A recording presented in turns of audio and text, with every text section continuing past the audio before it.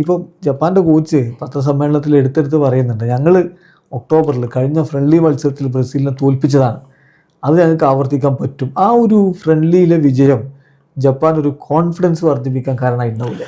തീർച്ചയായിട്ടും ഉണ്ടാവും. ബ്രസീൽ പോലുള്ളൊരു ഫുട്ബോളിംഗ് നാഷനെ ഹിസ്റ്ററി 5 തവണ ഏറ്റവും റെക്കോർഡ് 5 ടൈംസ് വേൾഡ് കപ്പ് നേടിയിട്ടുള്ള ഒരു ടീമിനെ, പക്ഷേ അവർക്കൊരു അഡ്വാൻറ്റേജ് ഉണ്ടായിരുന്നു. അവർ ഹോസ്റ്റ് ചെയ്താണ് ടോക്കിയോയിൽ വെച്ചിട്ടാണ് കളിയൊക്കെ നടന്നിട്ടുണ്ടായിരുന്നത്. സ്റ്റിൽ അത് മാത്രമല്ല, ബ്രസീൽ അവസാനത്തെ ആ 3-2 കളിയിൽ ലീഡ് ചെയ്ത കളിയാണ്. സെക്കൻഡ് ഹാഫിൽ ബ്രില്യൻ നല്ല രീതിയിൽ കളിച്ചിട്ടാണ് അവർ തിരിച്ചടിക്കുക ചെയ്തത്. ആക്ച്വലി അവർ റെസിലിയൻസ് പവർ കാണിക്കുന്ന ഒരു സംഭവം. ഡിഫൻഡർ ഫബ്രിസിയോ ബ്രൂണോയുടെ മിസ്റ്റേക്ക് ആണ്. സ്റ്റിൽ ബ്രസീലിനെ തോൽപ്പിച്ചു എന്ന് പറയുന്നത് 2-0 നിന്ന് 3-2 കളി തിരിച്ചുകൊണ്ടുവന്ന ഒരു കോൺഫിഡൻസ് നൽകുന്ന സംഭവമാണ്.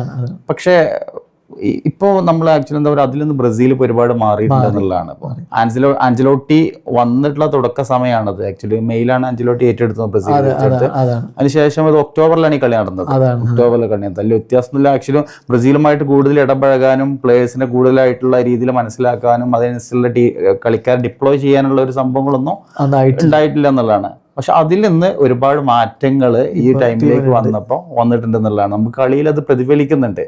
ഒരു ടീം എന്നുള്ള നിലക്ക് എങ്ങനെയാണ് ഇൻഡിവിജ്വലി വളരെ ബ്രില്യൻ്റ് ആയിട്ടുള്ള ഒരു കൂട്ടം പ്ലേയേഴ്സിനെ എങ്ങനെ ബ്ലെൻഡ് ചെയ്തിട്ട് നല്ല രീതിയിലേക്ക് കൊണ്ടുവരാന്നതിനെ കുറിച്ചുള്ള ധാരണ അത് ആഞ്ചലോട്ടിക്ക് ഒരുപാട് ക്ലബ് ഫുട്ബോളിൽ നിന്ന് വർഷങ്ങളായിട്ട് കിട്ടിയിട്ടുള്ള അനുഭവങ്ങളിൽ നിന്നുള്ളതാണ്. അത് നമുക്ക് കാണുന്നുണ്ട് എന്നുള്ളതാണ് ഇപ്പോൾ നിലവിലുള്ള ആദ്യ റൗണ്ട് നമ്മൾ കാണുമ്പോൾ മനസ്സിലാക്കാൻ പറ്റുന്നത്. അതാണ് അതിലെ ഏറ്റവും പ്രധാനപ്പെട്ട കാര്യം. മാർക്കിഞ്ഞോസും അതിനെക്കുറിച്ച് സാറ് പറഞ്ഞ ഇതേ കാര്യമാണ് പറയുന്നത് പത്രസമ്മേളനത്തിൽ. അതായത് അന്നത്തെ ടീമല്ല ഞങ്ങൾ ഒരുപാട് മാറ്റങ്ങളുണ്ടായി. അന്നത്തെ ആ തോൽവിയും കാര്യങ്ങളും ഒരു ലേണിംഗ് കർവായിട്ടാണ് ഞങ്ങൾ കാണുന്നത്. അതൊരു ടെസ്റ്റായിരുന്നു, ഞങ്ങളുടെ കോച്ചിന് കാര്യങ്ങൾ മനസ്സിലാക്കാനുള്ള ഒരു ടെസ്റ്റാണ്.